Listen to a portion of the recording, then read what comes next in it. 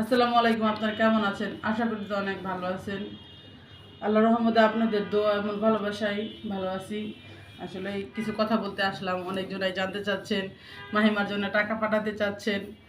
আসলে যদি আজকে ওর আব্বু থাকতো তাহলে হয়তো ভালো হসপিটালে ভর্তি করতো।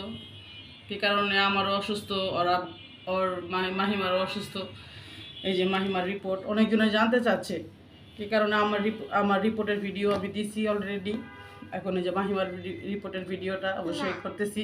সবাই যদি যারা যারা নতুন আছেন অবশ্যই পেজটাকে ফলো করবেন, আর যারা যারা আমার ভাইয়েরা আছেন অবশ্যই লাইক কমেন্ট শেয়ার করতে ভুলবেন না।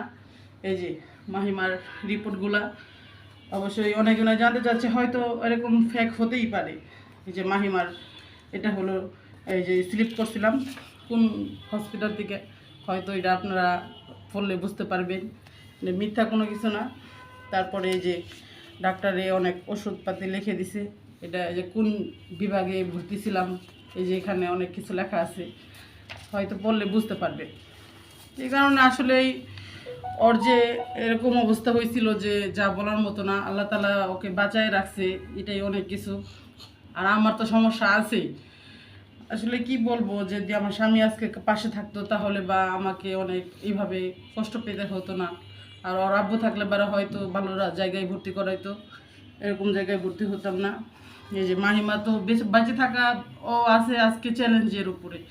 ওর ভিতরে ফুসফুসের ভিতরে ইনফেকশন হয়ে গেছিলো। এই যে রিপোর্টগুলো আপনাদের হয়তো দেখতে চাইছেন, তার জন্যই দেখানো। আমি চাই নাই যে আমি আমার এই বিষয়গুলো আপনাদের সাথে শেয়ার করি, যে আসলে বুঝতে পারতেছি যে স্বামী হারানো বেদনাটা অনেক হয়তো কষ্ট লাগতেছে। সে নাই পাশে, তার হয়তো সে আমার সাথে কেমন ব্যবহার করছে আমি তো নিজে জানি। আজকে সে চলে গেছে দেখে আমার ফ্যামিলিগণ আমাকে ছেড়ে চলে গেছে, এই কারণে তারাও আমার সাথে এখন দেখা সাক্ষাৎ করে না।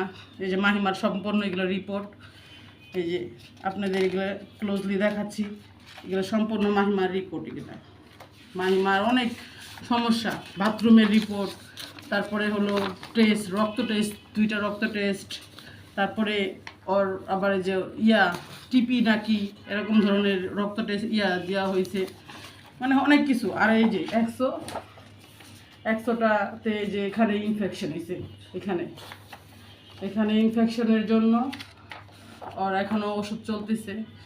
আর আসছিলাম তো অক্সিজেনের মাধ্যমে ছিল, তারপরে হলো গ্যাস, অক্সিজেন, তারপরে প্রতিনিয়ত অ্যান্টিবায়োটিক, তারপরে দেওয়া হয়েছে, সুই দেওয়া হয়েছে। মানে ওখানে যে আসছিলাম 8 দিন পুরো অ্যান্টিবায়োটিক, খালি শুধু সুই দেওয়া হয়েছে।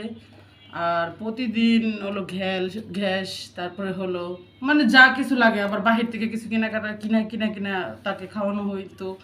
এখন কি করব বুঝিনি তো, একলা মানুষ। আমি চাই নাই, আমি অনেক কিছু ভিডিও করতে পারতাম, অনেক কান্নাকাটি করতে পারতাম, কিন্তু আমি কোনো সময় এটা বলি নাই। আমি চাই না, আমি আপনাদের মাঝে আমার কান্না করতে ইচ্ছা করে, তারপর আমি কান্না করি না। কী কারণে আমার কপালে হয়তো লেখা ছিল এরকমটাই, যে আজকে আমার বাচ্চা নিয়ে তাও আপনাদের সামনে আইসা বলতে হবে। কী কারণে আজকে যদি তার বাবা থাকতো তাহলে আর এরকম ধরনের সিচুয়েশনে দেখতে হতো না। আর তাই বলি যে বিপদের সময় কাউকে পাশে পাওয়া যায় না। আমিও সমস্যাতে পড়ছিলাম, আমার বাচ্চাও সমস্যাতে পড়ছিল, তাতে আমি বুঝতে পারছি যে আমার কেউ পাশে নাই। অবশ্যই সবাই ভিডিওটা যদি ভালো লেগে থাকে অবশ্যই লাইক কমেন্ট শেয়ার করবেন। আর নিজের বৃত্তান্ত নিয়ে মানুষ মিথ্যা কথা বলে, হ্যাঁ কখন বলে, যখনকার তার হয়তো সিচুয়েশন ভালো থাকে, কিন্তু আমার সিচুয়েশন ভালো নাই, আমি কেমনে মিথ্যা কথা বলবো? মিথ্যা কথা বলতে পারি না। তাই বলি যে সবাই না জানে এখন খারাপ কমেন্ট করবেন না, অবশ্যই ভালো কমেন্ট করবেন। আমি সবসময় আপনাদের সাথে ভালো মন্দ সবসময় শেয়ার করি, কিন্তু আপনারা খারাপ কিছু বলবেন না, নেগেটিভ কোনো কমেন্ট করবেন না। তাই বলি যে সবাই ভালো থাকবেন, সুস্থ থাকবেন, এই কামনাই করি। আর আমার বাচ্চার জন্য আমার জন্য দোয়া করবেন, জানি আমি প্রতিনিয়ত আপনাদের সাথে থাকতে পারি অ্যাক্টিভ। তো সবাই ভালো থাকবেন। আসসালামু আলাইকুম রহমতুল্লাহি ওয়া বারাকাতুহু।